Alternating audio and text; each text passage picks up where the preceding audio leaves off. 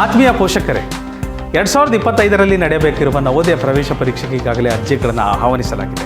ಅರ್ಜಿಯನ್ನು ಭರ್ತಿ ಮಾಡುವ ಮುನ್ನ ಅವರು ನೀಡಿರುವ ಮಾಹಿತಿ ಪುಸ್ತಿಕೆಯಲ್ಲಿರುವ ಮಾಹಿತಿಯನ್ನು ತಿಳ್ಕೊಳ್ಳೋದು ಬಹಳ ಅವಶ್ಯಕ. ಪರೀಕ್ಷೆಗೆ ಅರ್ಜಿಯನ್ನು ಸಲ್ಲಿಸಲು ಕೊನೆಯ ದಿನಾಂಕ ಸೆಪ್ಟೆಂಬರ್ 16, 2024 ಎಂದು ನಿಗದಿಪಡಿಸಲಾಗಿದೆ ಮತ್ತು ಪರೀಕ್ಷೆಯ ದಿನಾಂಕ ಜನವರಿ 18, 2025 ಎಂದು ನಿಗದಿ ಮಾಡಿದ್ದಾರೆ. ಇದನ್ನು ಮುಂದೂಡುವ ಸಾಧ್ಯತೆ ಬಹಳ ಕಡಿಮೆ. ಮತ್ತು ನಿಮ್ಮಲ್ಲಿ ಯಾರಾದರೂ ನವೋದಯ ಪ್ರವೇಶ ಪರೀಕ್ಷೆಗೆ ತರಬೇತಿನ ಬಯಸಿದ್ದಲ್ಲಿ ಆನ್ಲೈನ್ ಮೂಲಕ ಈಸಿ PG ಕ್ಲಾಸಸ್ ಅವರ ವತಿಯಿಂದ ತರಬೇತಿಯನ್ನು ನೀಡಲಾಗ್ತಿದೆ. ಇದಕ್ಕೆ ಬೇಕಾದ ಡೆಮೋ ಕ್ಲಾಸಸ್ನ ಲಿಂಕ್ಗಳನ್ನು ಈ ವಿಡಿಯೋದ ಡಿಸ್ಕ್ರಿಪ್ಷನಲ್ಲಿ ಕೊಡಲಾಗಿದೆ. ನೀವೆಲ್ಲರೂ ಆ ಡೆಮೋ ಕ್ಲಾಸಸ್ನ ನೋಡ್ಬೋದು. ಅಕಸ್ಮಾತ್ ನಿಮಗೆ ಯಾರಾದರೂ ಅದರ ಆನ್ಲೈನ್ ಕ್ಲಾಸಸ್ನ ಪಡಿಬೇಕೆಂಬ ಆಸಕ್ತಿ ಬಂತಂದರೆ, ಅದರಲ್ಲಿ ದಾಖಲಾಗಲು ಆಸಕ್ತಿ ಇತ್ತಂದರೆ ಈ ಕೊಟ್ಟಿರುವ ನಂಬರ್ನ ನೀವು ಸಂಪರ್ಕಿಸಬಹುದು. ಮುಂದೆ ಹೋಗೋಣ. ನೋಡಿ, ಅರ್ಜಿ ಹಾಕುವ ಪ್ರಕ್ರಿಯೆ ಸಂಪೂರ್ಣ ಆನ್ಲೈನ್ ಮಾಧ್ಯಮದಲ್ಲಿದೆ. ಎಲ್ಲವನ್ನು ಇಂಟರ್ನೆಟ್ಟಲ್ಲಿ, ಮೊಬೈಲಲ್ಲೇ ನೀವು ಹಾಕ್ಬೋದು. ಲ್ಯಾಪ್ಟಾಪ್, ಇಂಟರ್ನೆಟ್, ಟ್ಯಾಬ್ಲೆಟ್ ಎಲ್ಲವನ್ನು ಬಳಸಿ ಹಾಕ್ಬೋದು. ಮತ್ತು ಅರ್ಜಿ ಹಾಕಲು ನಿಮಗೆ ಯಾವುದೇ ರೀತಿ ಶುಲ್ಕವನ್ನು ಸಹ ಕೇಳಲ್ಲ. ಫ್ರೀ ಆಫ್ ಕಾಸ್ಟ್ ಇರ್ತದೆ. ಸೊ ಅರ್ಜಿ ಹಾಕಲು ಕೆಲವು ದಾಖಲೆಗಳು ನಿಮಗೆ ಬೇಕಾಗ್ತವೆ. ಆ ದಾಖಲೆಗಳು ಎಲ್ಲವೂ JPG ಫಾರ್ಮೆಟ್, ಅಂದರೆ ಇಮೇಜ್ ಫಾರ್ಮೆಟಲ್ಲಿ ಇರಬೇಕು. 10ರಿಂದ 100 KB ಗಾತ್ರದ ಒಳಗಡೆ ಇರಬೇಕು. ಅವೆಲ್ಲವೂ 10ರಿಂದ 100 KB ಗಾತ್ರದ ಒಳಗಡೆ ಇರಬೇಕು. Certificate verified by the head master mentioning the details of candidate in the prescribed format. ಏನಿದು ಪ್ರಿಸ್ಕ್ರೈಬ್ಡ್ ಫಾರ್ಮೆಟ್? ಇದರ ಬಗ್ಗೆ ವಿವರವಾಗಿ ಚರ್ಚಿಸ್ತೀನಿ ಈ ವಿಡಿಯೋದ ಕೊನೆಗೆ ಒಂದು ಸರ್ಟಿಫಿಕೇಟ್ ಕೊಟ್ಟಿರ್ತಾರೆ. ಆ ಸರ್ಟಿಫಿಕೇಟ್ನ ನಾವು ಹೇಗೆ ಭರ್ತಿ ಮಾಡಬೇಕು, ಪ್ರಾಂಶುಪಾಲರಿಂದ ಹೇಗೆ ಅದನ್ನು ವೆರಿಫೈ ಮಾಡಿಸ್ಬೇಕು ಅನ್ನೋದನ್ನು ಕೊನೆಗೆ ಹೇಳ್ತೇನೆ. ಅದೊಂದು ಸರ್ಟಿಫಿಕೇಟ್ ರೆಡಿ ಇರಬೇಕು ನಿಮ್ಮ ಹತ್ರ. ಮಗುವಿನ ಭಾವಚಿತ್ರ ಇರಬೇಕು, ಮಗುವಿನ ಸಿಗ್ನೇಚರ್ ಇರಬೇಕು, ಪೇರೆಂಟ್ಸಿಂದು ಸಹ ಸಿಗ್ನೇಚರ್ ಇರಬೇಕು, ಮತ್ತು ಮಗುವಿನ ಆಧಾರ್ ಕಾರ್ಡು ಅಥವಾ ಪೇರೆಂಟ್ಸಿಂದ ಆಧಾರ್ ಕಾರ್ಡು ರೆಡಿ ಇರಬೇಕು. ಈ ಸದ್ಯ ಮಟ್ಟಕ್ಕೆ ಮಗುವಿನ ಆಧಾರ್ ಕಾರ್ಡ್ ರೆಡಿ ತಂದರೆ ಭಾಳ ಒಳ್ಳೆಯದು. ಅಕಸ್ಮಾತ್ ಮಗುವಿನ ಆಧಾರ್ ಕಾರ್ಡ್ ಇಲ್ಲ ಅಂದರೆ ಪೇರೆಂಟ್ಸ್ನ ಆಧಾರ್ ಕಾರ್ಡ್ ಬಳಸಬೇಕಾಗತ್ತೆ. ಆಯ್ತಾ?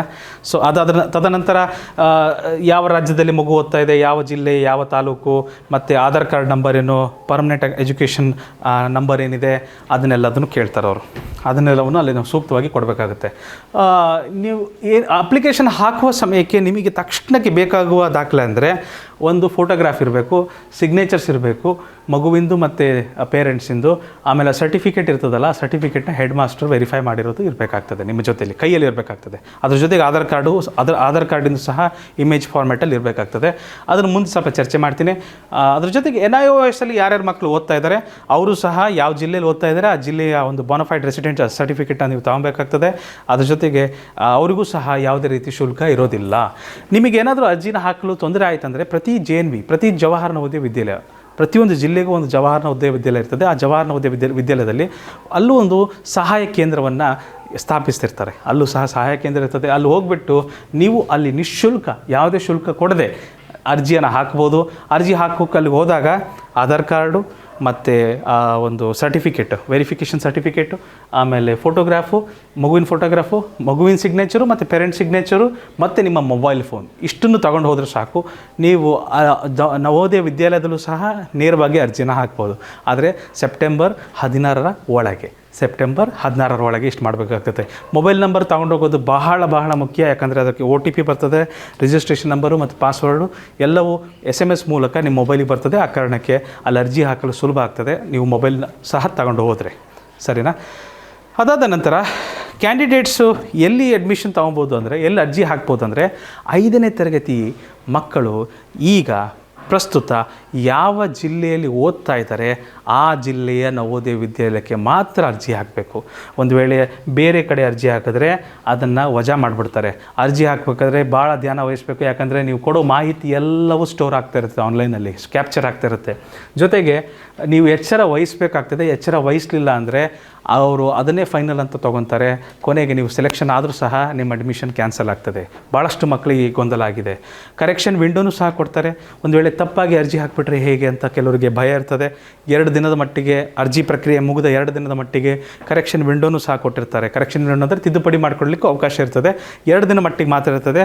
ಆದರೆ ಎಲ್ಲ ವಿಷಯಕ್ಕೂ ಅಲ್ಲ, ಕೆಲವು ವಿಷಯಕ್ಕೆ, ಆಯ್ದ ವಿಷಯಕ್ಕೆ, ಜಾತಿ ವಿಷಯಕ್ಕಿರ್ಬೋದು ಅಥವಾ ಲಿಂಗದ ವಿಷಯಕ್ಕಿರ್ಬೋದು, ಮೇಲ್ ಫೀಮೇಲ್ ಅನ್ನೋದು ಹಾಕೋದು ತಪ್ಪಾಗಿರುತ್ತೆ ಒಂದೊಂದು ಸರಿ. SC ST OBC ಅಲ್ಲಿ ಸ್ವಲ್ಪ ತಪ್ಪಾಗಿರುತ್ತೆ. ಅರ್ಬನ್ ರೂರಲ್ ಈ ಒಂದು ಅಲ್ಲಿ ಮೋಸ್ಟ್ಲಿ ಬರಲಿಕ್ಕಿಲ್ಲ. ಕೆಲವು ಆಯ್ದ ವಿಚಾರಗಳನ್ನು ನೀವು ತಿದ್ದುಪಡಿ ಮಾಡಲಿಕ್ಕೆ ಅವಕಾಶ ಇರುತ್ತೆ. ಬಹುತೇಕ ಬೇರೆ ಎಲ್ಲ ವಿಷಯಗಳಿಗೆ ಅವಕಾಶ ಇರೋದಿಲ್ಲ. ಸೊ ಹಾಗಾಗಿ ಬಹಳ ಎಚ್ಚರ ವಹಿಸಿ ಆನ್ಲೈನಲ್ಲಿ ಅರ್ಜಿ ಹಾಕಬೇಕಾದ್ರೆ. So yes, verification of proofs. ನಿಮ್ಮ ದಾಖಲೆಗಳನ್ನು ಯಾವಾಗ ವೆರಿಫೈ ಮಾಡ್ತಾರೋ ಅವರು, ಈಗ ವೆರಿಫೈ ಮಾಡೋದಿಲ್ಲ. ಯಾರು ಮಕ್ಕಳು ಸೆಲೆಕ್ಷನ್ ಆಗಿ ನವೋದಯಕ್ಕೆ ಹೋಗ್ತಾರೆ ಅವರ ದಾಖಲೆಗಳನ್ನು ವೆರಿಫೈ ಮಾಡ್ತಾರೆ, ಆಯ್ತಾ. ಅದು ನವೋದಯ ವಿದ್ಯಾಲಯದಿಂದನೇ ವೆರಿಫಿಕೇಷನ್ ಆಗ್ತದೆ. ಅಡ್ಮಿಟ್ ಕಾರ್ಡ್ಸ್ ಯಾವಾಗ ಸಿಗ್ತದೆ ಅಂತ ಮಾಹಿತಿ ಕೊಟ್ಟಿದ್ದಾರೆ. ಅಡ್ಮಿಟ್ ಕಾರ್ಡ್ಸು ನಾವು ನೋಡಿದಂತೆ ಬಹುತೇಕ 15ರಿಂದ 20 ದಿನ, ಇನ್ನೇನು ಎಕ್ಸಾಮಿಗೆ 15ರಿಂದ 20 ದಿನ ಇದೇನೋ ಸಮಯಕ್ಕೆ ನಿಮಗೆ ಅಡ್ಮಿಟ್ ಕಾರ್ಡ್ಸ್ ಅವರು ಸೂಕ್ತ ಸಮಯಕ್ಕೆ ಕೊಡ್ತಾರೆ. ರಿಸಲ್ಟ್ ಯಾವಾಗ ಬರ್ತದಂದರೆ ಇದರದ್ದು ಬೇಸಿಗೆ ರಜೆಯನ್ನು ಹೊಂದಿರುವ ಶಾಲೆಗಳಿಗೆ ರಿಸಲ್ಟ್, ಆ ಒಂದು ಪ್ರದೇಶಗಳಿಗೆ ರಿಸಲ್ಟ್ ಯಾವಾಗ ಬರ್ತದೆ ಅಂದರೆ ಮಾರ್ಚ್ 2025 ಆ ಟೈಮಿಗೆ ನಿಮಗೆ ರಿಸಲ್ಟ್ ಸಿಗ್ತದೆ. ಜನವರಿಯಲ್ಲಿ ಎಕ್ಸಾಮ್ ಆಗ್ತದೆ, ಮಾರ್ಚಲ್ಲಿ ರಿಸಲ್ಟ್ ಬರ್ತದೆ, ಜೂನ್ ಅಷ್ಟೊತ್ತರ ಹೊತ್ತಿಗೆ ಶಾಲೆಗಳು ಮತ್ತೆ ಪ್ರಾರಂಭವಾಗ್ತವೆ. ರಿಸಲ್ಟ್ ನಿಮಗೆ ಹೇಗೆ ಬರ್ತದೆ, ಯಾವಾಗ ಗೊತ್ತಾಗ್ತದೆ ರಿಸಲ್ಟು ನಿಮಗೆ ಸ್ಪೀಡ್ ಪೋಸ್ಟ್ ಮೂಲಕನೂ ಕಳಿಸ್ಕೊಡ್ತಾರೆ. ನೀವೇನು ಅಡ್ರೆಸ್ ಹಾಕಿರ್ತೀರಿ ಆನ್ಲೈನ್ ಅರ್ಜಿಯಲ್ಲಿ, ಆ ಅಡ್ರೆಸ್ಸಿಗೆ JNV ಪ್ರಾಂಶುಪಾಲರು ಸ್ಪೀಡ್ ಪೋಸ್ಟ್ ಮೂಲಕನೂ ಸಹ ಕಳಿಸ್ಕೊಟ್ಟಿರ್ತಾರೆ. ನಿಮ್ಮ ಮೊಬೈಲಿಗೆ ರಿಜಿಸ್ಟರ್ಡ್ ಮೊಬೈಲ್ ನಂಬರಿಗೆ SMS ಮೂಲಕನೂ ಸಹ ನಿಮಗೆ ತಿಳಿಸ್ತಾರೆ. ಇದರಲ್ಲಿ first round, second round, third round ಈ ಥರ ಅಲಾಟ್ಮೆಂಟು ಆಗ್ತದೆ. ಅದು ಎಲ್ಲಿವರೆಗೂ ನಡೀತದೆ, ಆ ದಾಖಲಾತಿ ಪ್ರಕ್ರಿಯೆ ಎಲ್ಲಿವರೆಗೂ ನಡೀತದೆ ಅಂದರೆ ಆ ವರ್ಷದ 2025 ಡಿಸೆಂಬರ್ 31 ನಡೀತದೆ ಈ ಪ್ರಕ್ರಿಯೆ. ಅದು ತದನಂತರ ಮುಂದೆ ಇದರ ಪ್ರಕ್ರಿಯೆ ಇರೋದಿಲ್ಲ. ಆ ಒಂದು ಅಕಾಡೆಮಿಕ್ ಇಯರಿಗೆ ಆ ಒಂದು ಅಡ್ಮಿಷನ್ ಪ್ರೊಸೆಸ್ಸು 31 ಡಿಸೆಂಬರ್ಗೆ ಮುಗಿದೋಗ್ತದೆ. ಈ ಪರೀಕ್ಷೆಗೆ ಯಾರು ಅರ್ಹರು? 5ನೇ ತರಗತಿ ವಿದ್ಯಾರ್ಥಿಗಳು ಅರ್ಹರು. 5ನೇ ತರಗತಿ ವಿದ್ಯಾರ್ಥಿಗಳು ಅರ್ಹರು ಮತ್ತು ಆ ಜಿಲ್ಲೆಗೆ ಸಂಬಂಧಪಟ್ಟವರೇ ಮಾತ್ರ ಅರ್ಹರು. ದಾವಣಗೆರೆ ಜಿಲ್ಲೆಯ ಮಕ್ಕಳು ದಾವಣಗೆರೆ ನವೋದಯ ವಿದ್ಯಾಲಯಕ್ಕೆ ಮಾತ್ರ ಅರ್ಜಿ ಹಾಕ್ಬೋದು, ಚಿತ್ರದುರ್ಗ ನವೋದಯ ವಿದ್ಯಾಲಯಕ್ಕೆ ಅರ್ಜಿ ಹಾಕ್ಲಿಕ್ಕೆ ಆಗೋದಿಲ್ಲ, ಆಯಿತಾ.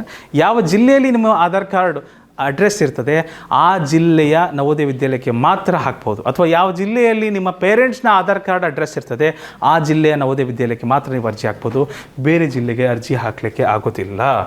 Candidate has to reside in the same district where he or she is seeking admission in the JNV located in the same district. Bona fide residence certificate of the parent is to be submitted at the time of verification of the documents. ಇದರಲ್ಲೊಂದು ಸಮಸ್ಯೆನೂ ಇದೆ, ಆ ಸಮಸ್ಯೆ ಏನಂತ ಆಮೇಲೆ ಹೇಳ್ತೀನಿ. ಅದ್ರ ಜೊತೆಗೆ ಯಾರಾದರೂ repeaters ಇರ್ತಾರೆ, 5ನೇ ತರಗತಿನ ಮತ್ತೊಂದು ಸರಿ ಓದಿಬಿಟ್ಟು 2ನೇ ಸರಿ ನವೋದಯ ಎಕ್ಸಾಮ್ನ ತೊಗೊಬೇಕನ್ನೋರು ಇದ್ದೀರಿ, ಅದೆಲ್ಲ ಸಾಧ್ಯ ಇಲ್ಲ ಮಕ್ಕಳೇ, ಅದೆಲ್ಲ ಸಾಧ್ಯ ಇಲ್ಲ. ಪೋಷಕರು ಸಹ ಗಮನಿಸಬೇಕಾದ ಸಂಗತಿ ಏನಂದರೆ, ಇಲ್ಲಿ 5ನೇ ಕ್ಲಾಸ್ನ ಈ ವರ್ಷದಲ್ಲಿ ಯಾರು ಮುಗಿಸಿರ್ತಾರೆ, ಇದಕ್ಕಿಂತ ಮುಂಚೆನೇ ಮುಗಿಸಿರ್ತಾರೆ 5ನೇ ಕ್ಲಾಸನ್ನು, ಮತ್ತು ಯಾರು ರಿಪೀಟ್ ಮಾಡಬೇಕಂತ ಇದ್ದಾರೆ ನವೋದಯ ಎಕ್ಸಾಮ್ನ, ಮೊದಲನೇ ಅಟೆಂಪ್ಟಲ್ಲಿ ಆಗಲಿಲ್ಲ ಸೆಕೆಂಡ್ ಅಟೆಂಪ್ಟಲ್ಲಿ ಮಾಡಿಬಿಡೋಣ ಆ ಥರ ಆಕಾಂಕ್ಷೆಗಳನ್ನು ಯಾರು ಇಟ್ಕೊಂಡಿದ್ದಾರೆ, ಅದು ಖಂಡಿತ ಅದನ್ನು ನಿಷೇಧಿಸಲಾಗಿದೆ. ಅದಕ್ಕೆ ಅವಕಾಶ ಇಲ್ಲ. ಒಂದು ವೇಳೆ ಅದು ಗೊತ್ತಾಯ್ತಂದರೆ ನಿಮ್ಮ ಅಡ್ಮಿಷನ್ನು ಸಹ ಕ್ಯಾನ್ಸಲ್ ಮಾಡ್ತಾರೆ. ವಯಸ್ಸು ಎಷ್ಟಿರಬೇಕು? 10ರಿಂದ 12 ವರ್ಷ ಇರಬೇಕು. 5ನೇ ತರಗತಿ ಮಕ್ಕಳಿಗೆ 10ರಿಂದ 12 ವರ್ಷ ಇರಬೇಕು. ಹೇಗೆ ಗೊತ್ತಾಗುತ್ತೆ 10ರಿಂದ 12 ವರ್ಷ ಅಂತ? ಅವರಿಲ್ಲಿ 2 ಡೇಟ್ ಕೊಟ್ಟಿದ್ದಾರೆ. ಈ ದಿನಾಂಕಕ್ಕಿಂತ ಮುಂಚೆ ಹುಟ್ಟಿರಬಾರ್ದು ಮತ್ತು ಈ ದಿನಾಂಕದ ನಂತರ ಹುಟ್ಟಿರಬಾರ್ದು ಅಂತ ಹೇಳಿದ್ದಾರೆ. ಅದರ ಅರ್ಥ ಮೇ 1, 2013ಕ್ಕಿಂತ ಹಿಂದೆ ಹುಟ್ಟಿರಬಾರ್ದು ಮತ್ತು ಜುಲೈ 31, 2015 ನಂತರ ಹುಟ್ಟಿರಬಾರ್ದು. ಇದರ ಮಧ್ಯೆ ಬರುವ ಎಲ್ಲ ದಿನಾಂಕಗಳು ಓಕೆ, ಅವರು 10ರಿಂದ 12 ವರ್ಷ ಅಂತ ನಾವು ಪರಿಗಣಿಸ್ಬೋದು. ಇದು ಒಂದು ಸ್ವಲ್ಪ ಮಾಹಿತಿ ಎಲ್ಲ ಪೋಷಕರಿಗೂ ಇರಬೇಕು. ಅದರಲ್ಲೂ ಎಲ್ಲ ತರಬೇತುದಾರರು ಸಹ ಗಮನ ಕೊಡಬೇಕಾದಂಥ ಸಂಗತಿ. ತಮ್ಮಲ್ಲಿ ಭಾಳಷ್ಟು ಜನ ಮಕ್ಕಳು ಬಂದಿರ್ತಾರೆ, ಅವರ ದಿನಾಂಕನೇ ಇದರೊಳಗೆ ಬರೋದಿಲ್ಲ. ಕೊನೆಗೆ ಗೊತ್ತಾಗುತ್ತೆ ಅರ್ಜಿ ಪ್ರಕ್ರಿಯೆ ಶುರು ಆದಮೇಲೆ ಅವರು ನವೋದಯಕ್ಕೆ ಅನರ್ಹರು, ನವೋದಯ ಪ್ರವೇಶ ಪರೀಕ್ಷೆಗೆ ಅನರ್ಹರು ಅಂತ ಗೊತ್ತಾಗ್ತದೆ. ಇದಕ್ಕಿಂತ ಮುಂಚೆ ಹುಟ್ಟಿರಬಾರ್ದು, ಇದಾದ ಮೇಲೆ ಹುಟ್ಟಿರಬಾರ್ದು, ನೆನಪಿಡಿ, ಆಯಿತಾ. ಸೊ ಇದು ಒಂದು ಬಹಳ ಮುಖ್ಯವಾದ ಸಂಗತಿ. ಇದಾದ ಮೇಲೆ ಯಾವ ಜಿಲ್ಲೆಯಲ್ಲಿ ಇರ್ತಾರೋ ಅದೇ ಜಿಲ್ಲೆಯಿಂದನೇ ಅದೇ ಜಿಲ್ಲೆಯ ನವೋದಯಕ್ಕೆ ಅವರು ಅಡ್ಮಿಷನ್ ತೊಗೊಬೋದು. ಆಮೇಲೆ 5ನೇ ತರಗತಿಯಲ್ಲಿ ಯಾರು ಅಡ್ಮಿಷನ್ ತೊಗೊಂಡಿರ್ತೀರಿ ಈ ವರ್ಷ, ಅವರ ಅಡ್ಮಿಷನ್ 5ನೇ ತರಗತಿಗೆ ಜುಲೈ 31 ಆಗಿರಬೇಕು. ಪೋಷಕರು ಭಾಳ ಗಂಭೀರವಾಗಿ ಗಮನಿಸಬೇಕಾದಂಥ ಸಂಗತಿ. ಜುಲೈ 31 ಒಳಗಡೆ ಅಡ್ಮಿಷನ್ ಆಗಿರಲಿ 5ನೇ ತರಗತಿಗೆ. ಈಗಲೂ ಸಹ ಸಾಕಷ್ಟು ದಿನಗಳು ಬಾಕಿ ಇದ್ದಾವೆ. 5ನೇ ತರಗತಿಗೆ ಇನ್ನೂ ಅಡ್ಮಿಷನ್ ಆಗಿಲ್ಲ ಅಂದರೆ ಜುಲೈ 31 ಅಡ್ಮಿಷನ್ ಮಾಡಿಸ್ಬಿಡಿ ಯಾವುದಾದ್ರೂ ಶಾಲೆಗೆ, ಮಾನ್ಯತೆ ಇರುವ ಶಾಲೆಗೆ. ಅದು ಬಹಳ ಮುಖ್ಯ ಆಗ್ತದೆ ಅದೊಂದು ಸಂಗತಿ. ಆಯಿತಾ. ಮತ್ತು the candidate who has already pass that are studied in class 5th in previous academic sessions is not eligible to apply and appear in the selection test. ಯಾರು ಹಿಂದೆ ಓದಿದ್ದಾರೆ ಅವ್ರು ಸೆಲೆಕ್ಷನ್ ಟೆಸ್ಟಿಗೆ ಅಪ್ಲೈ, ಯಾರು ಹಿಂದೆ ಆಲ್ರೆಡಿ 5ನೇ ತರಗತಿ ಪಾಸ್ ಮಾಡಿಬಿಟ್ಟಿದ್ದಾರೆ already, ಅವರು ಇದಕ್ಕೆ ಅನರ್ಹರು ಅಂತ ಹೇಳಿದ್ದಾರೆ. ಬಿ ಸರ್ಟಿಫಿಕೇಟ್ ಕೋರ್ಸಲ್ಲಿರುವರು ಯಾರು NIOS ಮಕ್ಕಳು, ಅವರು ಸಹ ಯಾವ ಶಾಲೆಯಲ್ಲಿ ಅಕ್ರಿಡೇಷನ್ ಇರುತ್ತೋ ಆ ಶಾಲೆಯಲ್ಲಿ ಅವ್ರು 5ನೇ ತರಗತಿ ಓದ್ತಾ ಇರಬೇಕು ಇವಾಗ, ಅಂದರೆ ಬಿ ಸರ್ಟಿಫಿಕೇಟ್ ಕೋರ್ಸಲ್ಲಿರಬೇಕು, ಅವರು ಸಹ ಇದಕ್ಕೆ ಎಲಿಜಿಬಲ್ ಆಗ್ತಾರೆ. ಆಧಾರ್ ಕಾರ್ಡ್ ತಲೆನೋವು ಎಲ್ಲರನ್ನು ಕಾಡ್ತಿರ್ತಕ್ಕಂತಹ ಸಂಗತಿ. ಇಲ್ಲಿ ಗೊಂದಲ ಏನಿದೆ ಅಂದರೆ, ಅವರು ಹೇಳಿರೋದು, ನವೋದಯ ವಿದ್ಯಾಲಯ ಸಮಿತಿಯವರು ಹೇಳಿರೋದು 5ನೇ ತರಗತಿ ಓದ್ತಾ ಇರಬೇಕು, ಯಾವ ಜಿಲ್ಲೆಯಲ್ಲಿ ಓದ್ತಾ ಇರ್ತಾರೋ ಆ ಜಿಲ್ಲೆಯ ನವೋದಯ ವಿದ್ಯಾಲಯಕ್ಕೆ ಅರ್ಜಿ ಹಾಕಬೇಕು. ಒಂದು ವೇಳೆ ವಲಸೆ ಹೋಗಿರ್ತಾರೆ ಬೇರೆ ಕಡೆಗೆ, ವಲಸೆ ಹೋದ ಮಕ್ಕಳಿಗೆ ಏನು ಸಮಸ್ಯೆ ಆಗುತ್ತಂದರೆ, ಅವರು ಬೇರೆ ಜಿಲ್ಲೆಯಲ್ಲಿ 5ನೇ ತರಗತಿ ಹೋಗ್ತಾ ಇದ್ದಾರೆ, ದಾವಣಗೆರೆಯಿಂದ ಪೋಷಕರು ಚಿತ್ರದುರ್ಗಕ್ಕೆ ವಲಸೆ ಹೋದರು, ಚಿತ್ರದುರ್ಗದಲ್ಲಿ ಪೋಷಕರು ಕೆಲಸ ಮಾಡ್ತಾಯಿದ್ದಾರೆ, ಅಲ್ಲಿ ಮಕ್ಕಳು ಸಹ ತಮ್ಮ ವಿದ್ಯಾಭ್ಯಾಸವನ್ನು 5ನೇ ತರಗತಿಯಲ್ಲಿ ಮಾಡ್ತಾಯಿದ್ದಾರೆ. ವಯಸ್ಸಿಗೆ ಅನುಗುಣವಾಗಿ ಅವರು ಅರ್ಹರಾಗ್ತಾರೆ, ವಯಸ್ಸೆಲ್ಲ ಇದೆ, ಅವರು ಡೇಟ್ ಆಫ್ ಬರ್ತ್ ಎಲ್ಲ ಕ್ಲಿಯರ್ ಇದೆ, ಅವರು ಅರ್ಜಿ ಹಾಕ್ಲಿಕ್ಕೆ ಹೋಗ್ತಾರೆ. ಅರ್ಜಿ ಹಾಕ್ಲಿಕ್ಕೆ ಹೋದಾಗ ಅವರ ಆಧಾರ್ ಕಾರ್ಡ್ ಅಡ್ರೆಸ್ ದಾವಣಗೆರೆಗೆ ಸಂಬಂಧಪಟ್ಟಿದೆ, ಪೇರೆಂಟ್ಸ್ ಆಧಾರ್ ಕಾರ್ಡು ಸಹ ದಾವಣಗೆರೆಗೆ ಸಂಬಂಧಪಟ್ಟಿದೆ. ಆದರೆ ವಲಸೆ ಕಾರ್ಮಿಕರು ಅವರವ್ರಿಗೆ ಕೆಲಸ ಮಾಡ್ತಾಯಿದ್ದಾರೆ, ಆ ಮಕ್ಕಳು ಸಹ ಅನರ್ಹರಾಗ್ತಾ ಇದ್ದಾರೆ. ಇಲ್ಲಿರುವ ರೂಲ್ಸ್ ಕೇಳಿದ್ರೆ ಅವರು ಸಹ ಅನರ್ಹರಾಗ್ತಾರೆ, ಅವರಿಗೂ ಸಹ ಅರ್ಹತೆ ಇರೋದಿಲ್ಲ. ಒಂದೇ ಜಿಲ್ಲೆಯವರಾಗಿರಬೇಕು, ಪೇರೆಂಟ್ಸ್ ಆಧಾರ್ ಕಾರ್ಡು ಸಹ ಒಂದೇ ಆಗಿರಬೇಕು, ಮಕ್ಕಳ ಆಧಾರ್ ಕಾರ್ಡು ಸಹ ಒಂದೇ ಆಗಿರಬೇಕು ಅಂತ ಹೇಳಿದ್ದಾರೆ. ಒಂದು ವೇಳೆ ಒಂದೇ ಇಲ್ಲ ಅಂದರೆ ಅದು ಗೊತ್ತಾಗ್ತಿಲ್ಲ, ಇದು ನಮಗೂ ಬಗೆಹರಿಸಲಾಗದ ಒಂದು ಸಮಸ್ಯೆ ಆಗಿಬಿಟ್ಟಿದೆ. ಆ ಮಗುದು ಯಾವುದೇ ರೀತಿ ತಪ್ಪಿಲ್ಲ, ಪೋಷಕರದ್ದು ತಪ್ಪಿಲ್ಲ, ಭಾಳಷ್ಟು ಜನ ಗೌರ್ಮೆಂಟ್ ಆಫೀಸರ್ಸು ಸಹ ಟ್ರಾನ್ಸ್ಫರ್ ಆಗ್ತಾ ಇರ್ತಾರೆ, ಅವ್ರ ಮಕ್ಕಳು ಸಹ ನವೋದಯ ಎಕ್ಸಾಮ್ ಬರೀಬೇಕಂತ ಆಸೆ ಇರುತ್ತೆ, ಅವರಿಗೂ ಸಹ ಈ ಅವಕಾಶ ಇವಾಗ ಸಿಗ್ತಿಲ್ಲ. ಒಂದು ರೀತಿ ಒಳ್ಳೆಯದು ಅಂತಲೂ ಕೆಲವರು ಹೇಳ್ತಾರೆ. ಟ್ರಾನ್ಸ್ಫರ್ ಆಗೋರು ಇವರೆಲ್ಲರೂ ಭಾಳ ಸಂಪಾದನೆಯಲ್ಲಿ ಇರೋರು ಜನ, ಯಾರು ಅದೇ ಜಿಲ್ಲೆಯಲ್ಲಿ ಇರ್ತಾರೆ, ಬುಡಕಟ್ಟು ಸಮುದಾಯದವರು ಅಥವಾ ಹಿಂದುಳಿದವ್ರದ್ದವರು, ಅವರಿಗೆ ಮೊಬಿಲಿಟಿ ಇರೋದಿಲ್ಲ, ಜಾಸ್ತಿ ಓಡಾಡೋದಿಲ್ಲ, ಹಾಗಾಗಿ ಅವರಿಗೆ ಇದು ಸಿಗಲಿ ಮೀಸಲಾತಿ ಅನ್ನೋ ರೀತಿ ಮಾಡಿದ್ದಾರೆ ಅಂತ ಇನ್ನು ಕೆಲವರು ವಾದ ಇದೆ. ಆದರೆ ಎಲ್ಲರನ್ನೂ ಒಳಗೊಂಡಂತಹ ಕಾನೂನು ಆಗಬೇಕು, ಎಲ್ಲರನ್ನೂ ಒಳಗೊಂಡಂತಹ ಒಂದು ರೂಲ್ಸ್ ಬರಬೇಕು. ಇದರಲ್ಲಿ ಸ್ವಲ್ಪ ಗೊಂದಲ ಭಾಳ ಇದೆ ಎಲ್ಲರಿಗೂ. ಅಕಸ್ಮಾತು ಆಧಾರ್ ಕಾರ್ಡ್ ಇಲ್ಲಪ್ಪ ಅಂದರೆ ನಿಮ್ಮ ಪೇರೆಂಟ್ಸ್ನ ಆಧಾರ್ ಕಾರ್ಡ್ನ ಬಳಸಿಯೂ ಸಹ ಅರ್ಜಿ ಹಾಕ್ಬೋದು. ಆದರೆ ಅವ್ರು ಏನು ಹೇಳ್ತಾ ಇದ್ದಾರೆ ಅಂದರೆ, ಇಲ್ಲಿ ಆಧಾರ್ ಕಾರ್ಡ್ ಇಲ್ಲ ಅಂದರೆ ತಕ್ಷಣ ಅರ್ಜಿ ಹಾಕ್ರಿ ಆಧಾರ್ ಕಾರ್ಡಿಗೆ, ಸೆಲೆಕ್ಷನ್ ಟೆಸ್ಟ್ ನಡೆಯೋ ಸಮಯದಲ್ಲಿ, ಎಕ್ಸಾಮ್ ನಡೆಯೋ ಟೈಮಲ್ಲಿ ಆಧಾರ್ ಕಾರ್ಡನ್ನ ತೋರಿಸ್ಬೇಕು ಅಂತ ಹೇಳ್ತಾ ಇದ್ದಾರೆ, ಅಥವಾ ಅಡ್ಮಿಷನ್ ಟೈಮಲ್ಲಾದರೂ ಆಧಾರ್ ಕಾರ್ಡನ್ನು ಕಡೆ ಪಕ್ಷ ತೋರಿಸ್ಬೇಕು ಅಂತ ಹೇಳಿದ್ದಾರೆ. ಅದ್ರ ಜೊತೆಗೆ ರೂರಲ್ ಕ್ಯಾಂಡಿಡೇಟ್ಸ್, ಗ್ರಾಮೀಣ ಅಭ್ಯರ್ಥಿಗಳಿಗೆ 75% ಮೀಸಲಾತಿ ಇದೆ. ಯಾರನ್ನು ಗ್ರಾಮೀಣ ಅಭ್ಯರ್ಥಿಗಳಂತ ಪರಿಗಣಿಸ್ತಾರಂದರೆ, 5ನೇ ತರಗತಿಯಲ್ಲಿ ಅಷ್ಟೇ ಅಲ್ಲ, 3ನೇ ತರಗತಿ ಮತ್ತು 4ನೇ ತರಗತಿ ಮತ್ತು 5ನೇ ತರಗತಿ, ಈ 3 ವರ್ಷಗಳನ್ನು ಯಾರು ಗ್ರಾಮೀಣ ಪ್ರದೇಶದಲ್ಲಿ ಅಭ್ಯಾಸ ಮಾಡ್ತಿರ್ತಾರೆ ಅವರನ್ನು ಗ್ರಾಮೀಣ ಅಭ್ಯರ್ಥಿಗಳಂತ ಪರಿಗಣನೆ ಮಾಡ್ತಾರೆ. ಆಯ್ತಾ? ಸೊ ರೂರಲ್ ಸರ್ಟಿಫಿಕೇಟ್ನೂ ಸಹ ನೀವು ಕೊಡಬೇಕಾಗ್ತದೆ. ಅರ್ಬನ್ ಕ್ಯಾಂಡಿಡೇಟ್ಸ್ನಂತ ಯಾರನ್ನ ಪರಿಗಣನೆ ಮಾಡ್ತಾರೆ, ಯಾರು ನಗರ ಪ್ರದೇಶಗಳಲ್ಲಿ ಓದ್ತಾ ಇದ್ದಾರೆ ಅವರನ್ನು ನಗರ ವಿದ್ಯಾರ್ಥಿಗಳಂತ, ನಗರ ಪ್ರದೇಶದ ಅಭ್ಯರ್ಥಿಗಳಂತ ಪರಿಗಣನೆ ಮಾಡ್ತಾರೆ. ಆದರೆ ಒಂದೇ ಒಂದು ದಿನವೂ ಸಹ ನಗರ ಪ್ರದೇಶದಲ್ಲಿ ಅಟೆಂಡೆನ್ಸ್ ಇತ್ತು, ನಗರ ಪ್ರದೇಶದಲ್ಲಿ ಅವ್ರದ್ದು TC ಇತ್ತಂದರೆ, ಒಂದೇ ಒಂದು ದಿನವೂ ಸಹ ಇತ್ತಂದರೆ ಅವರನ್ನು ನಗರ ಅಭ್ಯರ್ಥಿ ಅಂತ ಘೋಷಿಸ್ಬಿಡ್ತಾರೆ, ಅರ್ಬನ್ ಕ್ಯಾಂಡಿಡೇಟ್ ಅಂತ ಹೇಳಿಬಿಡ್ತಾರೆ. 3ನೇ ತರಗತಿ ಆಗಿರ್ಬೋದು, 4ನೇ ತರಗತಿ ಆಗಿರ್ಬೋದು, ಅಥವಾ 5ನೇ ತರಗತಿ ಆಗಿರ್ಬೋದು, ಈ 3 ವರ್ಷಗಳಲ್ಲಿ ಒಂದೇ ಒಂದು ದಿನವೂ ಸಹ ನಗರ ಪ್ರದೇಶದಲ್ಲಿ ಅವರು ವ್ಯಾಸಂಗ ಮಾಡಿದಾರಪ್ಪ ಅಂದರೆ ಅವರನ್ನು ಅರ್ಬನ್ ಕ್ಯಾಂಡಿಡೇಟ್ ಅಂತ ಕರೆದು ಬಿಡ್ತಾರೆ. ಟ್ರಾನ್ಸ್ಜೆಂಡರ್ ಕ್ಯಾಂಡಿಡೇಟ್ಸ್, ತೃತೀಯ ಲಿಂಗಿಗಳು, ದುರದೃಷ್ಟವಶಾತ್ ಇಲ್ಲಿ ನವೋದಯದಲ್ಲಿ ಯಾವುದೇ ರೀತಿ ತೃತೀಯ ಲಿಂಗಿಗಳನ್ನು ಅವರಿಗೆ ರಿಸರ್ವೇಷನ್ ಕನ್ಸಿಡರ್ ಮಾಡ್ತಾ ಇಲ್ಲ. ಇವರು ತೃತೀಯ ಲಿಂಗಿಗಳನ್ನು ಸಹ ಗಂಡು ಮಕ್ಕಳಂತ ಕನ್ಸಿಡರ್ ಮಾಡ್ತಾ ಇದ್ದಾರೆ. ಉಳಿದ ರಿಸರ್ವೇಷನ್ ಅಂತ ಅವರಿಗೆ ಸರಿಯಾಗಿ ಹೊಂದಿಕೆ ಆಗ್ತದೆ. ರೂರಲ್ ಕೋಟಾ ಇರ್ಬೋದು,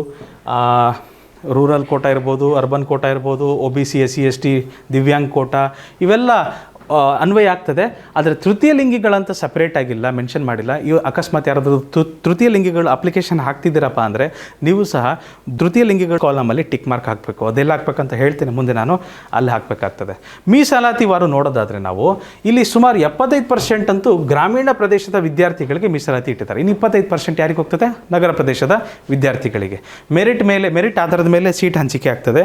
ಆದರೆ ಆ ಒಂದು ಸಂಪೂರ್ಣ 80 ಸೀಟಲ್ಲಿ ಸುಮಾರು 15% 8% ಯಾರಿಗಿರ್ತದೆ, SC ಕ್ಯಾಟಗರಿ ಮಕ್ಕಳಿಗಿರ್ತದೆ, ಮತ್ತು 7.5% ST ಕ್ಯಾಟಗರಿ ಮಕ್ಕಳಿಗಿರ್ತದೆ. ಇದು ಸ್ವಲ್ಪ ಇಂಟರ್ಚೇಂಜ್ ಆಗ್ಬೋದು. ಕೆಲವು SC ಕೋಟನ ST ಅವ್ರು ತೊಗೊಬೋದು, ST ಕೋಟನ SC ಅವ್ರು ತೊಗೊಬೋದು. ಇದು ಎಲ್ಲಿವರೆಗೂ ಆಗ್ತದೆ ಅಂದರೆ ಮ್ಯಾಕ್ಸಿಮಮ್ 50% ತನಕ ರಿಸರ್ವೇಷನ್ ಇರ್ತದೆ. ಟೋಟಲ್ ಸೀಟಲ್ಲಿ ಮ್ಯಾಕ್ಸಿಮಮ್ 50% SC ST ಮಕ್ಕಳು ತೊಗೊಬೋದು ಅಂತ ಹೇಳಿದ್ದಾರೆ. 27% ರಿಸರ್ವೇಷನ್ ಯಾರಿಗಿರ್ತದೆ, OBC ಕ್ಯಾಂಡಿಡೇಟ್ಸಿಗೆ ಇರ್ತದೆ. ಇದು OBC ಕ್ಯಾಂಡಿಡೇಟ್ಸಿಂದ ಭಾಳ ಸಮಸ್ಯೆ ಆಗ್ತದೆ ಕರ್ನಾಟಕದಲ್ಲಿ. ಅದರಲ್ಲೂ ಯಾಕಂದರೆ ಭಾಳಷ್ಟು ಜನ ಲಿಂಗಾಯತರಿರ್ತಾರೆ, ಅವರಿಗೆ ಕೇಂದ್ರ ಪಟ್ಟಿಲಿ OBC ಮಾನ್ಯತೆ ಇಲ್ಲ. ರಾಜ್ಯ ಸರ್ಕಾರದಲ್ಲಿ ಅವರಿಗೆ OBC ಮಾನ್ಯತೆ ಕೊಟ್ಟಿದ್ದಾರೆ, ಕೇಂದ್ರ ಪಟ್ಟಿಲಿಲ್ಲ. ರಾಜ್ಯ ಪಟ್ಟಿಲಿದೆ, ಕೇಂದ್ರ ಪಟ್ಟಿಲಿಲ್ಲ. ಅವ್ರೇನು ಮಾಡಿಬಿಡ್ತಾರೆ, ಅರ್ಜಿ ಹಾಕಬೇಕಾದ್ರೆ OBC ಅಂತ ಹಾಕಿರ್ತಾರೆ. ಅವ್ರಿಗೆ ಸೆಲೆಕ್ಷನ್ ಆದಮೇಲೆ ಗೊತ್ತಾಗ್ತದೆ ಅದು OBC ಕ್ಯಾಟಗರಿಯಲ್ಲಿ ಬರೋಲ್ಲ. ಅಲ್ಲಿ ಭಾಳಷ್ಟು ಅಡ್ಮಿಷನ್ಗಳು ಸಹ ವಜಾ ಆಗ್ತವೆ ಈ ಕಾರಣದಿಂದ. ನಾವು OBC ಸರ್ಟಿಫಿಕೇಟ್ ಅಂದರೆ OBC ಕ್ಯಾಟಗರಿ ಅಂದರೆ ಕೇಂದ್ರ ಪಟ್ಟಿಯಲ್ಲಿರುವ OBC ಕ್ಯಾಟಗರಿ ನಿಮಗೆ ಅನ್ವಯ ಆಗ್ತದ, ಅದನ್ನು ನೋಡೋದು ಭಾಳ ಮುಖ್ಯವಾಗ್ತದೆ.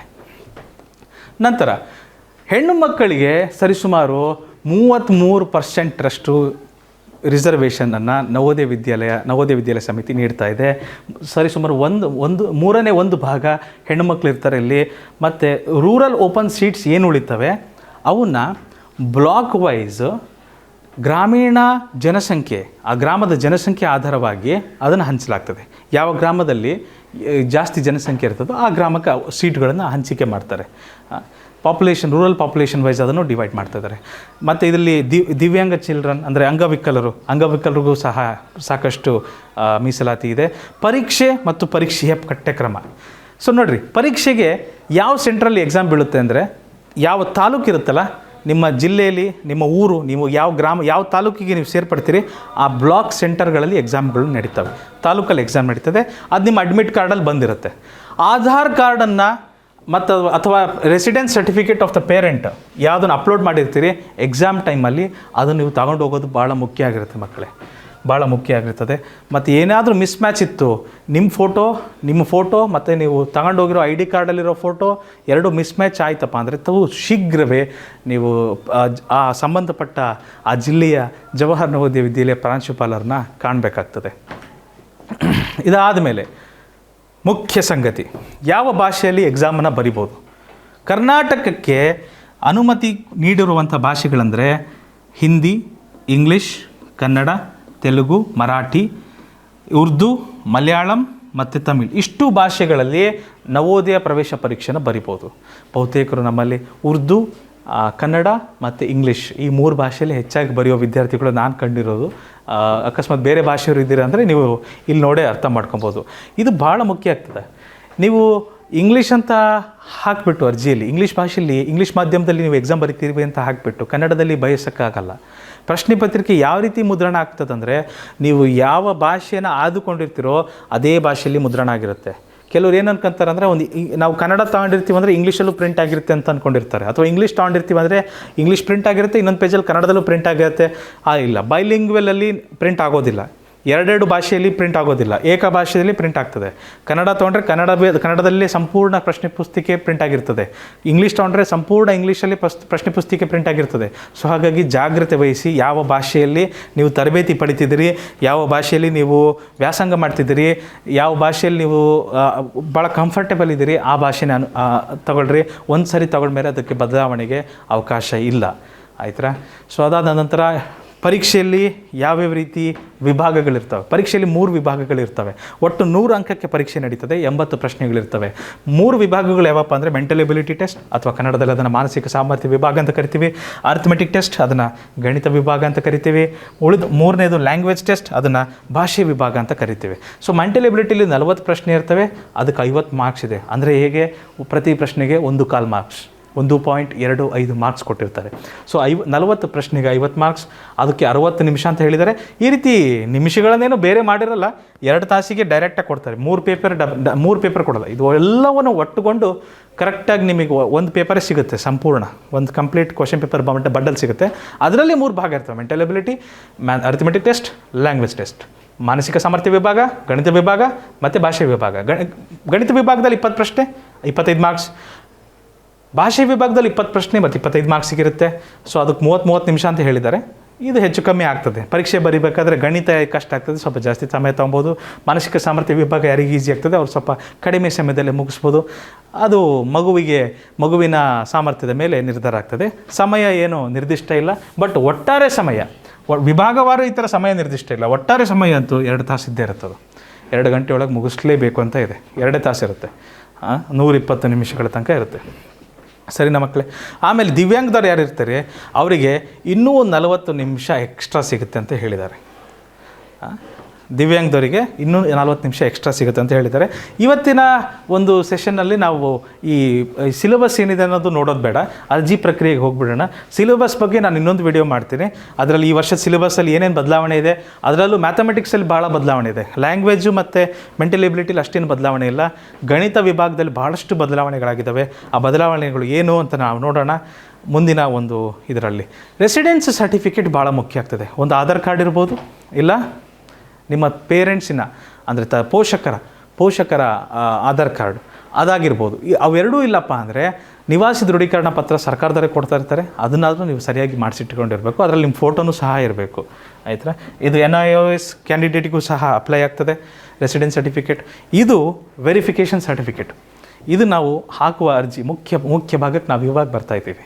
ಇದು ಕೊನೆಯಲ್ಲಿ ಹೇಳ್ತೀನಿ ಅಂತ ಹೇಳಿದ್ದೆ.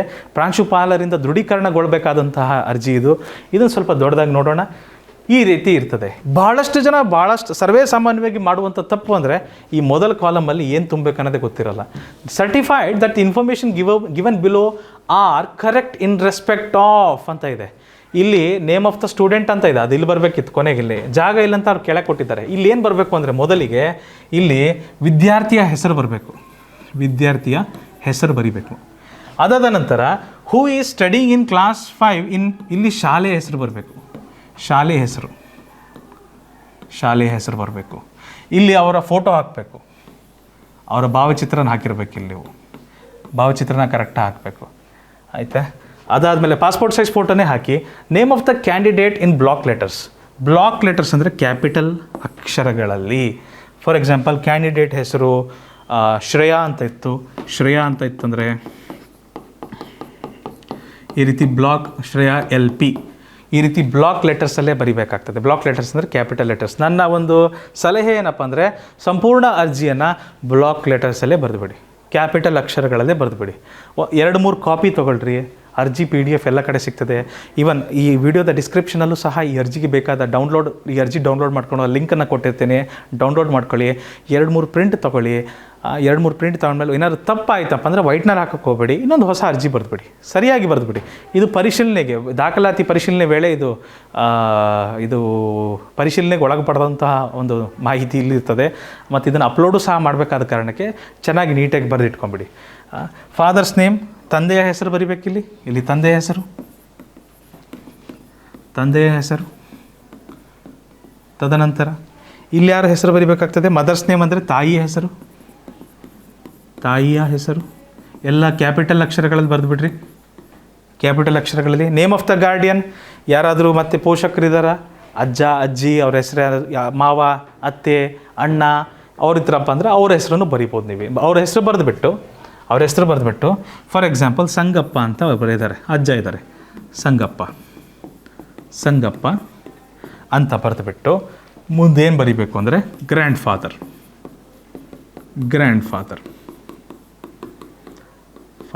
ನಿಮ್ಮ ತಂದೆ ತಾಯಿ ಅಂದರೆ ಮಕ್ಕಳ ತಂದೆ ತಾಯಿ ಅನುಪಸ್ಥಿತಿಯಲ್ಲಿ ಯಾರನ್ನು ಸಂಪರ್ಕಿಸಬೇಕು ಅನ್ನೋದು ಇದು ಹೇಳ್ತದೆ ಈ ಹೆಸರು. ಡೇಟ್ ಆಫ್ ಬರ್ತ್ ಭಾಳ ಸುಲಭ. ಯಾವುದಿದೆ ಡೇಟ್ ಆಫ್ ಬರ್ತ್ ಬರೆದುಬಿಡ್ರಿ. 4/2014 ಈ ಥರ ಬರಿಬೋದು. ನೀವು ಇದನ್ನೇ ಬರಿಬೇಡಿ, ನಿಮ್ದು ಏನಿದೆ ಅದನ್ನು ಬರೀರಿ. ಓಕೆ. ಇನ್ನು ವರ್ಡ್ಸ್ ಅಂತ ಇದೆ. ಇಲ್ಲಿ ಸರ್ವೇ ಸಾಮಾನ್ಯವಾಗಿ ಭಾಳ ಜನ ತಪ್ಪು ಮಾಡ್ತಾರೆ. ಈ ಡೇಟ್ ಆಫ್ ಬರ್ತ್ನ ವರ್ಡ್ಸಲ್ಲಿ ಹೇಗೆ ಬರೆಯೋದು? 4/4/2014 ಅಲ್ಲ, 5th April 2014. 5th April 2014 ಈ ಥರ ಬರಿಬೇಕು. 5th April 2014 ಮುಂದೆ ಬರೀರಿ. ಮುಂದೆ ಜಾಗ ಇರ್ತದೆ. ಜಾಗ ಆಗಲಿಲ್ಲ ಅಂದರೆ ಸ್ವಲ್ಪ ಬರೆದುಬಿಟ್ಟು ಮತ್ತೆ ಇಲ್ಲಿ ಕಂಟಿನ್ಯೂ ಮಾಡಿರಿ. ಕೆಳಗಡೆ ಸಣ್ಣದಾಗಿ ಅಕ್ಷರಗಳನ್ನು ಸಣ್ಣದಾಗಿ ಬಳಸಿ ಅಲ್ಲಿ ಬರೆದುಬಿಟ್ಟು ಮುಂದೆ ಇಲ್ಲಿ ಕೆಳಗಡೆ ಕಂಟಿನ್ಯೂ ಮಾಡ್ಬೋದು. ಆಯ್ತಾ? ಬಾಯ್, ಗರ್ಲ್, ಟ್ರಾನ್ಸ್ಜೆಂಡರ್ ಅಂತ ಇದೆ. ನೀವು ಬಾಯ್ ಇದ್ದರೆ ಬಾಯ್ ಹಾಕಿರಿ, ಗರ್ಲ್ ಇದ್ದರೆ ಗರ್ಲ್ ಹಾಕಿರಿ, ಟ್ರಾನ್ಸ್ಜೆಂಡರ್ ಇದ್ದರೆ ಟ್ರಾನ್ಸ್ಜೆಂಡರ್ ಹಾಕಿರಿ. ನೀವು ಟ್ರಾನ್ಸ್ಜೆಂಡರ್ ಅಂತ ಕರ್ಕೊಂಡ್ರೂ ಸಹ ಅವರು ನಿಮ್ಮನ್ನು ಬಾಯ್ ಅಂತ ಪರಿಗಣನೆ ಮಾಡ್ತಾರೆ. ಟ್ರಾನ್ಸ್ಜೆಂಡರ್ ಅಂತ ರಿಸರ್ವೇಷನ್ ಇಲ್ಲ ಸದ್ಯಕ್ಕೆ, ತೃತೀಯ ಲಿಂಗಿಗಳಿಗೆ ರಿಸರ್ವೇಷನ್ ಇಲ್ಲ. ನೀವೆಂದರೂ ಟ್ರಾನ್ಸ್ಜೆಂಡರ್ ಅಂತ ಕರೆದುಕೊಂಡ್ರೂ ಸಹ ಯಾರಾದರೂ ಇದ್ದರೆ ವಿದ್ಯಾರ್ಥಿಗಳು ನಿಮ್ಮನ್ನು ಬಾಯ್ಸ್ ಅಂತಲೇ ಕನ್ಸಿಡರ್ ಮಾಡ್ತಾರೆ ಸದ್ಯಕ್ಕೆ. SC ST OBC ಮತ್ತು ಇಲ್ಲಿ EWS ಕೋಟಾ ಇಲ್ಲ. ನವೋದಯದಲ್ಲಿ EWS ಕೋಟಾ ಇಲ್ಲ. ನವೋದಯದಲ್ಲಿ ಬರೀ ಜನರಲ್ ಅಷ್ಟೇ ಕೊಟ್ಟಿದ್ದಾರೆ. SC ST OBC ಜನರಲ್ ಇದರಲ್ಲಿ ಯಾವುದು ನಿಮಗೆ ಸೂಕ್ತ ಅನಿಸುತ್ತೆ ಅಲ್ಲಿ ನೀವು ಟಿಕ್ ಹಾಕ್ಬೋದು. ಎಲ್ಲದಕ್ಕೂ ಹಾಕೋಗಿಲ್ಲ. ಒಂದು ನೆನಪಿಡಿ, ನೀವು ಯಾವುದಕ್ಕೆ ಹಾಕೋದಿಲ್ಲ ಅಲ್ಲಿ ಈ ಥರ ಡ್ಯಾಶ್ ಹಾಕಬೇಡಿ. ಬರೀ ಟಿಕ್ ಹಾಕ್ಲಿಕ್ಕೆ ಅಷ್ಟೇ ಹೇಳಿರೋದು. ನೀವಿದ್ದರೆ ಟಿಕ್ ಹಾಕ್ರಿ ಅಷ್ಟೇ. ಉಳಿದದ್ದನ್ನು ಹಾಗೆ ಖಾಲಿ ಬಿಡಿ. ಉಳಿದಿರುವ ಚೌಕಗಳನ್ನು ಉಳಿದಿರುವ ಕೋಷ್ಟಕನ ಹಾಗೆ ಖಾಲಿ ಬಿಡಿ. ಮುಂದೇನು ಬರೆಯೋಕ್ಕೆ ಹೋಗಬೇಡಿ. ಆಯಿತಾ? ನಂತರ ಏನು ಮಾಡಬೇಕಾಗ್ತದೆ, ನೇಚರ್ ಆಫ್ ಡಿಸೆಬಿಲಿಟಿ, ದಿವ್ಯಾಂಗದವರು ಯಾವ ರೀತಿ ನಿಮಗೆ ಅಂಗವಿಕಲತೆ ಇದೆ ಅದನ್ನು ನೀವು ಇಲ್ಲಿ ತೋರಿಸ್ಬೇಕಾಗತ್ತೆ. ಫಿಸಿಕಲ್ ಇದೆಯಾ, ದೈಹಿಕವಾಗಿದೆಯಾ, ದೃಷ್ಟಿಯಲ್ಲಿದೆಯಾ, ಕೇಳಿಸ್ಕೊಳ್ಳೋದ್ರಲ್ಲಿದೆಯಾ, ಎಷ್ಟು ಪರ್ಸೆಂಟ್ ಡಿಸೆಬಿಲಿಟಿ ಇದೆ ಅದನ್ನು ಇಲ್ಲಿ ನೀವು ಟಿಕ್ ಹಾಕಬೇಕಾಗತ್ತೆ. ಎಷ್ಟು ಪರ್ಸೆಂಟ್ ಇರುತ್ತೆ ಆ ಪರ್ಸೆಂಟೇಜ್ ಇಲ್ಲಿ ಬರೀಬೇಕಾಗತ್ತೆ. ನಿಮಗೆ ಎಷ್ಟು ಪರ್ಸೆಂಟೇಜ್ ಇರುತ್ತೋ ಅದು ಬರೀಬೇಕಾಗತ್ತೆ. ಯಾರಿಗಿದು? ಇದು ದಿವ್ಯಾಂಗದವರಿಗೆ. ಅಕಸ್ಮಾತ್ ಯಾರಿಗೂ ಇಲ್ಲಪ್ಪ ಅಂದರೆ ಪರವಾಗಿಲ್ಲ, ಬರೆಯೋ ಅವಶ್ಯಕತೆ ಇಲ್ಲ. Aadhaar number of the candidate ಭಾಳ ಇಂಪಾರ್ಟೆಂಟು. ಒಂದು ವೇಳೆ ಆಧಾರ್ ಕಾರ್ಡ್ ಇಲ್ಲಪ್ಪ ಅಂದರೆ ಕೈ ಬಿಡ್ಬೋದು, ಏನು ತೊಂದರೆ ಇಲ್ಲ. ಆದರೆ ಆಧಾರ್ ಕಾರ್ಡ್ ಮಾಡಿಸೋದು ಭಾಳ ಮುಖ್ಯ. ಅಡ್ಮಿಷನ್ ಟೈಮಲ್ಲಿ ಅದನ್ನು ಕೇಳ್ತಾರೆ. ಆಧಾರ್ ಕಾರ್ಡ್ ಇಲ್ಲಪ್ಪ ಅಂದರೆ ತೊಂದರೆ ಇಲ್ಲ, ಕೈ ಬಿಡ್ಬೋದು. ಬಟ್ ಅದನ್ನು ಈಗ ಸದ್ಯಕ್ಕೆ ಇಲ್ಲಪ್ಪ ಅಂದರೆ ಇಮ್ಮಿಡಿಯೇಟ್ಲಿ ಅರ್ಜಿ ಹಾಕ್ಸ್ಬಿಟ್ರಿ. ಇವತ್ತು ಇಲ್ಲ, ನಾಳೆ ಇಲ್ಲ, ನಾಡ್ದು. ಇದು ಈ ವಿಡಿಯೋನ ಯಾವತ್ತು ನೋಡ್ತೀರಿ ಆವತ್ತಿಂದ ಯಾವಾಗ ಸಾಧ್ಯನೋ ತಕ್ಷಣವೇ ಆಧಾರ್ ಕಾರ್ಡಿಗೆ ಅಪ್ಲೈ ಮಾಡಿಸ್ಬಿಡಿ. ಆಯಿತಾ? ಪೆನ್ ನಂಬರ್ ಇತ್ತಂದರೆ ಕ್ಯಾಂಡಿಡೇಟಿಂದು ಅದನ್ನು ಸಹ ಹಾಕ್ಬೋದು. ಮತ್ತು ಅಡ್ರೆಸ್ ಬರಿಬೇಕಾಗತ್ತೆ. ಅಡ್ರೆಸ್ ಬರೀಲು ಭಾಳ ಕಡಿಮೆ ಜಾಗ ಇದೆ. ಭಾಳ ಶಾರ್ಟಾಗಿ ಅಡ್ರೆಸ್ ಬರೀಬೇಕು. ಮೊಬೈಲ್ ನಂಬರ್ನ ಅಲ್ಲಿ ನಮೂದಿಸಬೇಕು. ತದನಂತರ ಇಮೇಲ್ ID ಇದ್ದರೆ ಹಾಕಿಬಿಡಿ. ಇಮೇಲ್ ID ಯಾರಾದರೂ ಬಳಸ್ತಿದ್ದೀರ ಅಂದರೆ ಹಾಕ್ಬೋದು. ಆಪ್ಷನಲ್ ಇದೆ, ಇಮೇಲ್ ID ಕಂಪಲ್ಸರಿ ಇಲ್ಲ. ಬಟ್ ಇಮೇಲ್ ID ಕೊಟ್ಟರಪ್ಪ ಅಂದರೆ ಒಳ್ಳೆಯದು. Identification mark of the candidate ಏನಿದೆ, ಗುರುತು ಚಿಹ್ನೆ ಏನಿರ್ಬೋದು, ಮಚ್ಚೆಗಳಿರ್ತವೆ, ಸಣ್ಣ ಪುಟ್ಟ ಮಚ್ಚೆಗಳಿರ್ತವೆ, ಪರ್ಮನೆಂಟ್ ಗಾಯಗಳಿರ್ತವೆ. ಅದೆಲ್ಲಿದೆ ಅಂತ ಬರಿಬೇಕು. ಫಾರ್ ಎಕ್ಸಾಂಪಲ್ ಬಲಗೈಯಲ್ಲಿ ಒಂದು ಕರಿ ಮಚ್ಚೆ ಇದೆಯಾ, black mole on right hand ಅಂತ ಬರಿಬೋದು. Black mole on right hand. ಕರಿ ಮಚ್ಚೆ ಇದೆ, ಬಿಳಿ ಮಚ್ಚೆ ಇದೆ, ಬಿಳಿ ಮಚ್ಚೆಗೆ ವೈಟ್ ಮೋಲ್ ಅಂತ ಕರಿತೀವಿ, ಕರಿ ಮಚ್ಚೆಗೆ ಬ್ಲ್ಯಾಕ್ ಮೋಲ್ ಅಂತ ಕರಿತೀವಿ. ಸೊ ಮಚ್ಚೆ ಇದ್ದರೆ ಆ ಥರ ಬರಿಬೋದು. ನಾನು ಸ್ವಲ್ಪ ದೊಡ್ಡದಾಗಿ ಬರೆದಿದ್ದೀನಿ. ನಿಮಗೆ ಹತ್ರ ಪೆನ್ ಇರ್ತದೆ, ಸಣ್ಣ ಪೆನ್ನು, ಅದರಲ್ಲಿ ನೀವು ಚಿಕ್ಕದಾಗಿ ಇದರೊಳಗೆ ಬರುವಂತೆ ಬರೆದುಬಿಟ್ರಿ. ಆಯಿತಾ? ಮತ್ತು ಆ್ಯನ್ಯುವಲ್ ಇನ್ಕಮ್, ಪೋಷಕರ ವಾರ್ಷಿಕ ಆದಾಯ ಅದೆಷ್ಟಿದೆ ಅದನ್ನೆಲ್ಲ ಮುದಿಸ್ಬೇಕು. ಅದ ನಂತರ ಇಲ್ಲಿ ನ್ಯಾಷನಾಲಿಟಿ ಏನು ಬರ್ತದೆ, ನ್ಯಾಷನಾಲಿಟಿ ನಾವೆಲ್ಲರೂ ಭಾರತೀಯರು, ಇಂಡಿಯನ್ ಅಂತ ಬರೀಬೇಕು. ರಿಲಿಜನ್ ಏನಂತ ಬರ್ತದೆ, ಹಿಂದೂ, ಕ್ರಿಶ್ಚಿಯನ್, ಮುಸ್ಲಿಂ, ನಿಮ್ದು ಯಾವ್ದು ಬರ್ತದೆ ಅದನ್ನು ಬರಿಬೋದು. ನೀವು ನಿಮ್ದು ಯಾವುದು ಧರ್ಮ ಬರ್ತದೆ ಆ ಧರ್ಮನ ಅಲ್ಲಿ ತೋರಿಸ್ಬೋದು. ಮೀಡಿಯಮ್ ಆಫ್ ಎಕ್ಸಾಮಿನೇಷನ್ ಭಾಳ ಇಂಪಾರ್ಟೆಂಟ್. ಇದು ನೀವು ಕನ್ನಡ ಮಾಧ್ಯಮದಲ್ಲಿ ತೊಗೊಂತೀರ ಅಂದರೆ ಕನ್ನಡ ಅಂತ ಬರೀಬೇಕು. ಇಂಗ್ಲೀಷ್ ಮಾಧ್ಯಮದಲ್ಲಿ ತೊಗೊಂತೀರ ಅಂದರೆ ಇಂಗ್ಲೀಷ್ ಅಂತ ಬರೀಬೇಕು. ಉರ್ದು ಮಾಧ್ಯಮ ಉರ್ದು, ಇಲ್ಲ ಇತರ ಯಾವ್ದಾರ ಬೇರೆ ಭಾಷೆ ಹೇಳಿದ್ದೆ. ನಾನು ಕರ್ನಾಟಕಕ್ಕೆ ಯಾವ್ಯಾವ ಭಾಷೆಗಳು ಸೀಮಿತವಾಗಿದ್ದಾವಂತ ಆ ಭಾಷೆ ನೀವು ನಮೂದಿಸಬೇಕಾಗ್ತದೆ. ಮೀಡಿಯಮ್ ಆಫ್ ಎಕ್ಸಾಮಿನೇಷನ್ ಕನ್ನಡ ಇದ್ದರೆ ಕನ್ನಡ, ಇಂಗ್ಲೀಷ್ ಇದ್ದರೆ ಇಂಗ್ಲೀಷ್, ಅದನ್ನು ಇಲ್ಲಿ ಬರೀಬೇಕಾಗ್ತದೆ. ಆಯಿತಾ?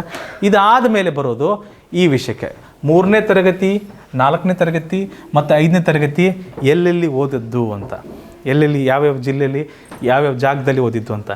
Name of the school studied in class 3, 4 and 5 and village place ಅಂತ ಹೇಳಿದ್ದಾರೆ.